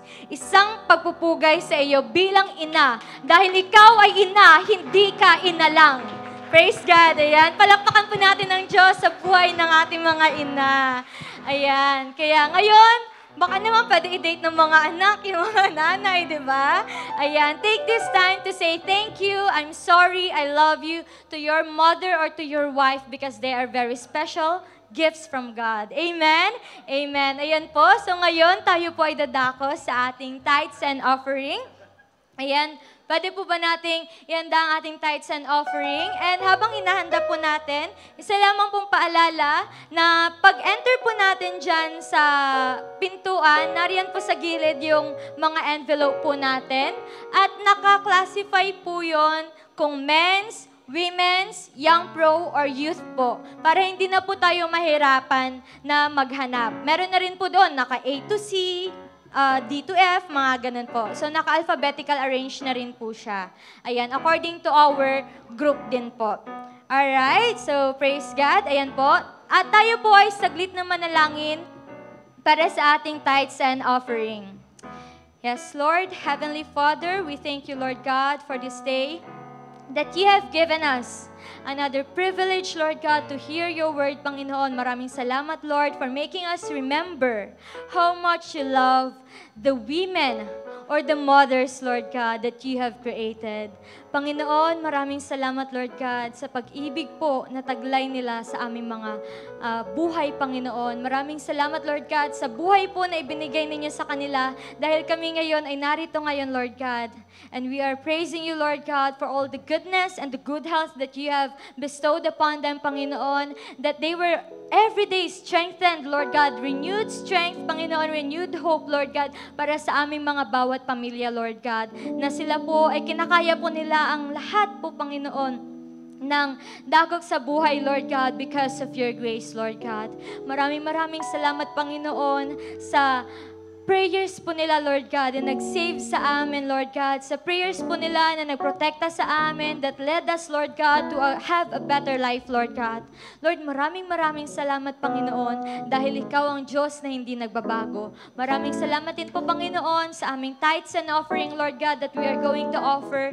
Lord, I pray that you will bless, Lord God, this cheerful givers, Panginoon, to your kingdom, Lord God, na marami pa po, Panginoon, ang makapakinig, Lord God, at makakilala sa iyo, Lord God, that your kingdom will be very beautifully made with many, many souls, Lord God. Maraming salamat, Lord God, for their hearts in giving back your blessings, Panginoon. Maraming salamat din po, Lord God, sa mga employers, sa sources of income po namin, Panginoon, that you continually bless them with promotion, Lord God, with more clients, more customers, Panginoon. Lord, I pray, Panginoon, that you will give them hope, Lord God, every day, Lord God, of their lives to do what is good, to do what is right, Lord God, and to work heartily for you, Lord God. And you will reward us. Maraming salamat, Panginoon. We praise you and we glorify you in Jesus' mighty name. Amen and amen. Ayan, maaari na po tayo magbigay ng ating tithes and offering.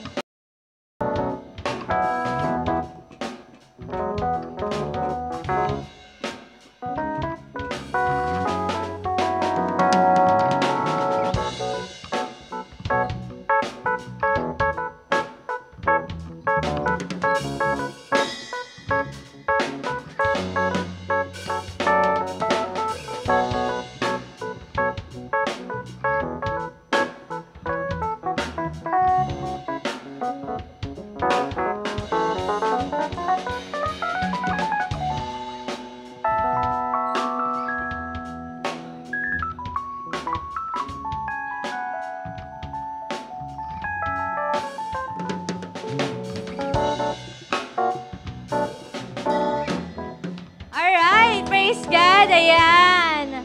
Tayo po ay na-bless sa message ngayong umaga. Amen, amen. Ayan po. So tayo po ngayon ay dadako na sa ating announcement.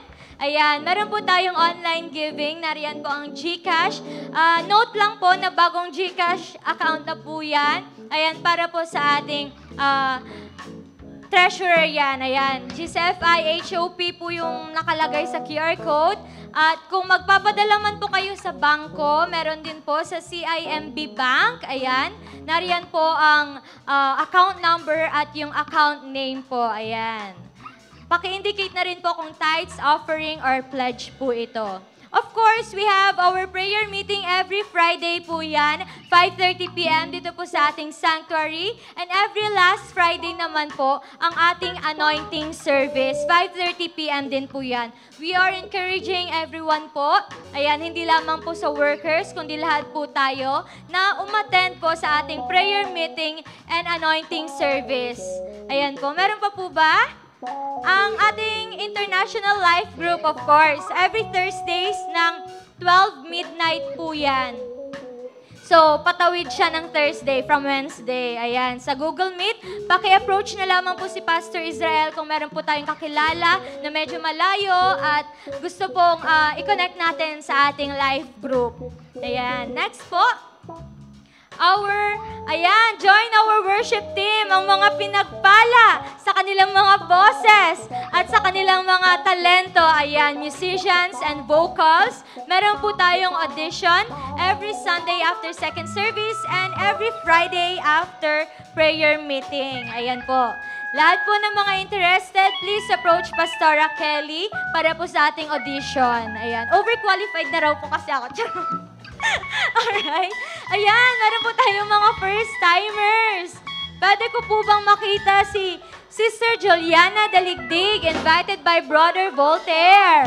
Alright, praise God. And we also have Brother Rudy Diaz and Sister Crisea Franzel Urayan. Ayan, praise God. Meron pa po ba? Wala na. Pwede po bang tumayo yung tatlong nabanggit ko? Ayan, si Brother Rudy, si Crisea. Ayan, praise God. HOP family, you know what to do. Let us welcome them in 1, 2, 3, go! Welcome! Alright, praise God. Ayan, maraming salamat po at narito kayo ngayon. Thank you for your time.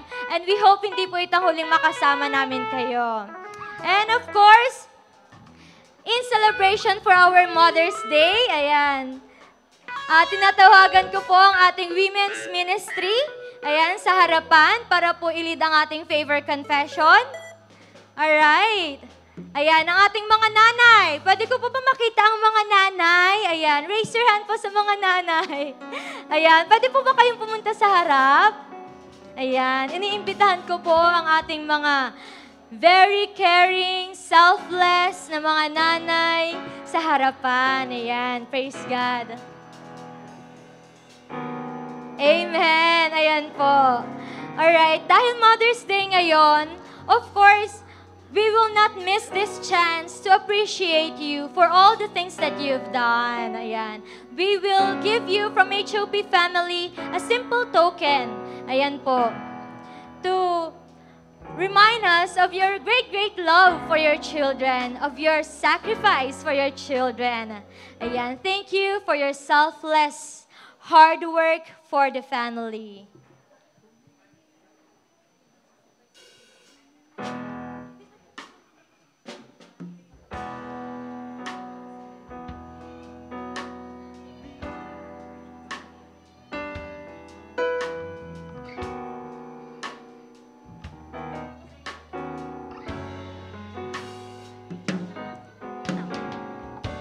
Alright, sige po. Pwede po bang yung mga ibang nanay, pwede po kayo dito umakyat sa stage po para po magkasya po tayong lahat. Ay, kayong lahat. Sorry po.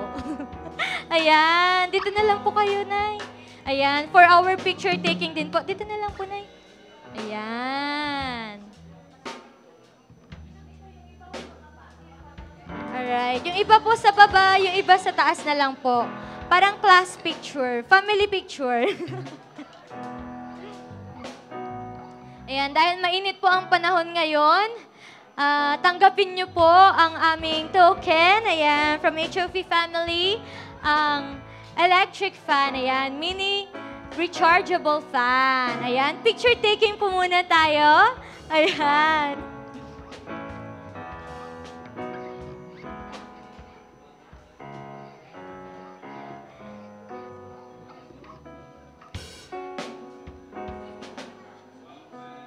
Alright, smile. 1, 2. Waki. 1, 2, 3.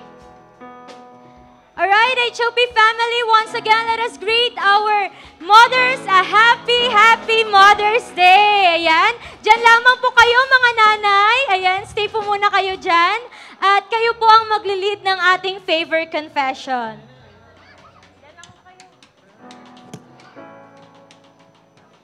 Ayan po. So, lahat po ng nanay, tayo po sa favor confession. Tayo lahat ay tumayo. Ayan. So, happy Mother's Day po sa lahat. And let's claim the Lord's favor be upon us and our family. In Jesus' name. 1, 2, 3. In the name of Jesus, I am the righteousness of God. Therefore, I am entitled to covenant kindness and covenant favor. The favor of God is among the righteous. The favor of God surrounds the righteous. Therefore, it surrounds me everywhere I go and in everything I do. I expect the favor of God to be in full manifestation in my life. Never again will I be without the favor of God. It rests richly upon me. It profusely abounds in me. I am a part of generation that experiencing God's favor immeasurably, limitlessly, and surpassingly.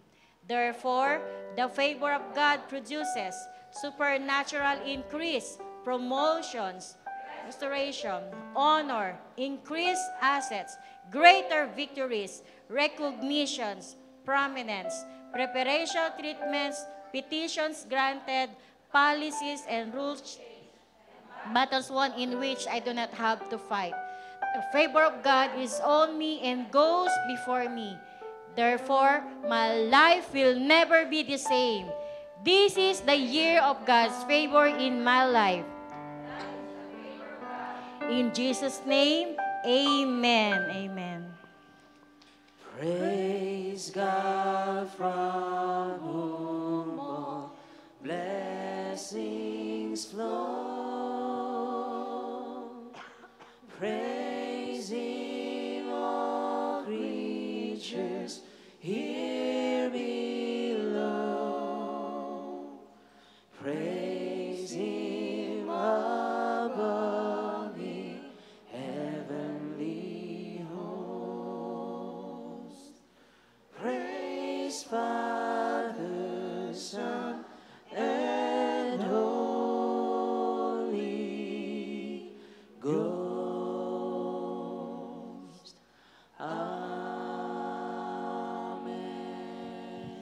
Patuloy nating tanggapin ang masaganang bendisyon at pagpapala ng ating Amang nasa langit sa ngalan ni Jesus at sa kapangyarihan ng banal na Espiritu Santo. Salamat po, Panginoon, sa iyo pong pagpapala sa bawat isa sa amin. Salamat sa iyong salita na amin narinig, Panginoon. And Lord, once again, we acknowledge and we recognize, O Lord God, and we give double honor, Lord, sa mga nanay na naririto na regalo mo po sa amin, Lord God. Maging, Panginoon, sa lahat ng mga nanay, Lord, na nasa online, O God, at ang mga nasa tahanan, Lord, we ask, O God, na patuloy mo silang pagpalain at ingatan at bigyan ng malakas na pangatawan, Lord, at kalusugan. Higit sa lahat, mahabang buhay pa, Panginoon. Lord, maraming salamat sa buong linggo na ito. Nandyan lagi ang kamay mo na mag-iingat sa bawat isa sa amin, sa aming pamilya, at sa aming tahanan, O God. Pagpalain niyo po ang lahat ng gagawin ng aming mga kamay, O Lord. Maraming salamat. We bless you, we glorify you, God. Ito pong aming panalangin sa ngalan ng Ama, ng Anak, ng Espiritu Santo, sa pangalan ni Jesus. Amen, amen. God bless everyone. And happy Mother's Day po, mga nanay. God bless. Pwede na po tayong magkamayan. At sa mga nasa online, happy Mother's Day po. Mga anak, kabataan, magmano na po sa